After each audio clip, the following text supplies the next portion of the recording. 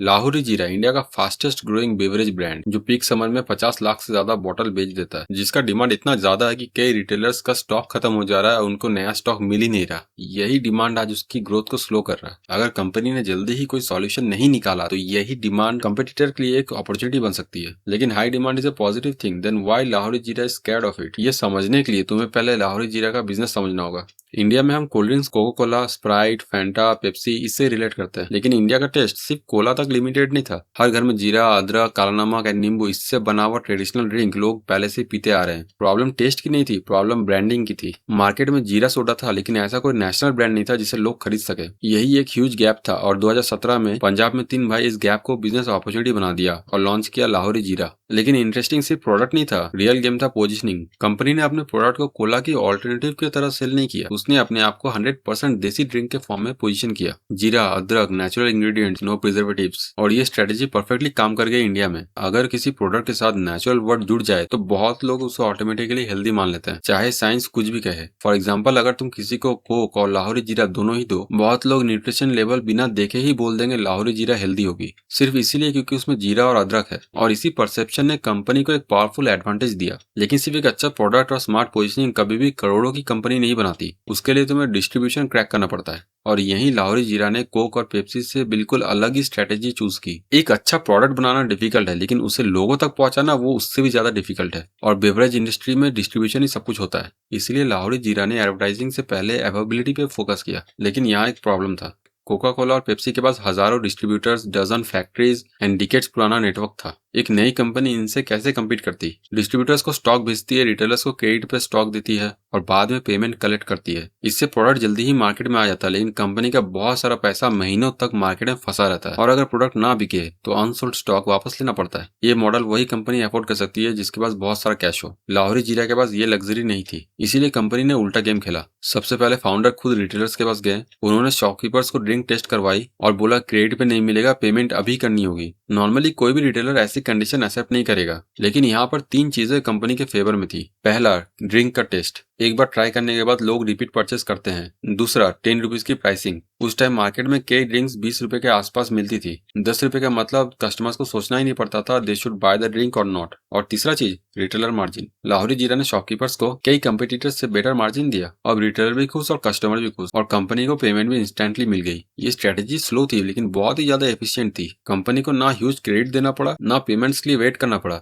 और धीरे धीरे एक इंटरेस्टिंग चीज होने लगी। रिटेलर्स ने खुद डिस्ट्रीब्यूटर से डिमांड करनी शुरू कर दी। इसे कहते हैं डिमांड लेड डिस्ट्रीब्यूशन। जब किसी प्रोडक्ट की डिमांड नीचे से आती है तो उसकी ग्रोथ ज्यादातर सस्टेनेबल होती है। इसी स्ट्रेटेजी की वजह से लाहौरी जीरा अपनी प्रोडक्शन कुछ ही सालों में हजारों बॉटल्स से लाखों बॉटल्स पर डे तक पहुंच गई। 5 साल में 12 लाख बॉटल्स पर डे और 8 साल में 50 लाख बॉटल्स पर डे। और revenue growth 73% year on year. सब कुछ परफेक्ट लग रहा था, लेकिन यहीं से कंपनी का प्रॉब्लम स्टार्ट हुआ। क्योंकि कभी कभी बिजनेस में डिमांड बढ़ना सेल्स बढ़ने से ज्यादा डेंजरस होता है। और लाहौरी जीरा के साथ एग्जैक्टली यही हुआ। 100 से 1000 कस्टमर्स तक पहुंचना सिर्फ प्रोडक्शन बढ़ाना नहीं होता, पूरा बिजनेस दोबारा बिल्ड करना पड़ता है। जब डिमांड डबल होती है तो कॉस्ट सिर्फ डबल नहीं होती है, कई बार कॉस्ट उससे भी ज्यादा बढ़ जाती है। क्योंकि हर न्यू सिटी में नया फैक्ट्री चाहिए, नया डिस्ट्रीब्यूटर नेटवर्क चाहिए और इसे बनाने में करोड़ ऑफ रुपीज और कई साल लग जाते हैं। लेकिन इंफ्रास्ट्रक्चर उस स्पीड से नहीं बढ़ पाया। रिजल्ट, कई रिटेलर्स को स्टॉक ही नहीं मिलता था। और रिटेल बिजनेस में एक रूल होता है, शेल्फ कभी खाली नहीं रहती। अगर कस्टमर लाहौरी जीरा मांगे और बोतल अवेलेबल ना हो तो रिटेलर वेट नहीं करता, वो शेल्फ में किसी और ब्रांड का बोतल रख देगा। और जब कस्टमर को ऑल्टरनेटिव मिल जाता है तो जरूरी नहीं है कि वो दोबारा लाहौरी जीरा ही मांगे। सिर्फ एक स्टॉक आउट कस्टमर लूज करा सकता है। इसी प्रॉब्लम को कोका कोला बहुत पहले ही सॉल्व कर चुकी थी। आज कोका कोला का इंडिया में डजन्स ऑफ मैन्युफैक्चरिंग फैसिलिटीज है। हर मेजर रीजन में फैक्ट्री या बॉटलिंग पार्टनर है। इसका मतलब नॉर्थ इंडिया की डिमांड नॉर्थ की फैक्ट्री करती है और साउथ इंडिया की डिमांड साउथ की फैक्ट्री। इसका मतलब ट्रांसपोर्ट कॉस्ट कम, फास्ट डिलीवरी और सेल्स कभी खाली नहीं रहती। लेकिन लाहौरी जीरा के पास सिर्फ कुछ मैन्युफैक्चरिंग प्लांट्स थे, वो भी नॉर्थ में। अब सोचो तमिलनाडु या कर्नाटका में अगर डिमांड बढ़ जाए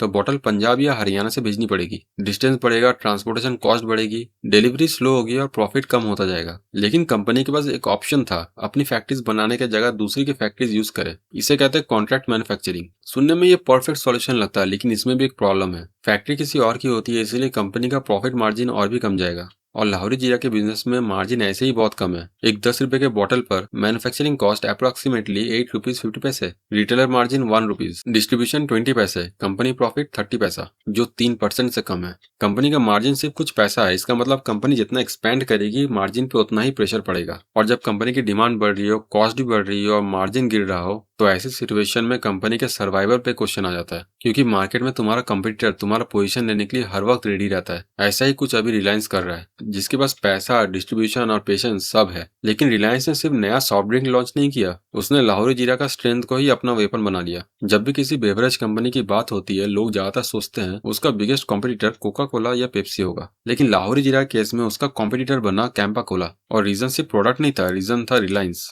बिजनेस में एक रूल है, अगर दो कंपनी सेम प्रोडक्ट बेच रही हैं, कई बार जीत उसकी होती है जिसके पास बेटर डिस्ट्रीब्यूशन और ज्यादा कैपिटल हो, और रिलायंस के पास ये दोनों चीजें थी। लाहौरी जीरा ने मार्केट जीता था 10 रुपए की बोतल से, कैंपा कोला ने भी ऑलमोस्ट वही स्ट्रेटेजी चूज की, low pricing, better margin, aggressive expansion. लेकिन एक डिफरेंस था, लाहौरी जीरा का रूल था नो क्रेडिट, लेकिन कैंपा कोला ने स्टॉक्स क्रेडिट पे दिया। अब रिटेलर की पोजीशन समझो, एक कंपनी कह रही है पहले पेमेंट करो, दूसरी कह रही है पहले प्रोडक्ट ले जाओ, पेमेंट बाद में कर देना। रिटेलर किसकी तरफ झुकेगा? और यही रिलायंस का स्केल काम आता है। जहां लाहौरी जीरा हर नया मैन्युफैक्चरिंग प्लांट बनाने से पहले सोचती है रिलायंस बिलियंस इन्वेस्ट कर सकता है। जहां लाहौरी जीरा को सेल्फ स्पेस के लिए फाइट करना पड़ता है, वहां रिलायंस के पास ऑलरेडी स्ट्रॉन्ग डिस्ट्रीब्यूशन नेटवर्क है। और बेवरेज स्पेस में self space is everything. For example, अगर तुम किसी शॉप में गए लाहौरी जीरा लेने के लिए, बॉटल अवेलेबल नहीं थी, तो शॉपकीपर ने तुम्हें कैंपस जीरा दे दिया। हो सकता है तुम्हें टेस्ट उतना पसंद ना आए, लेकिन तुमने फिर भी ट्राई किया, एक बार, 2 बार, 3 बार। धीरे धीरे कस्टमर ऑल्टरनेटिव एक्सेप्ट कर ही लेता है, और जब कस्टमर शिफ्ट होता है तो कंपनी एक सेल नहीं, पूरा फ्यूचर सेल लूज कर देती है।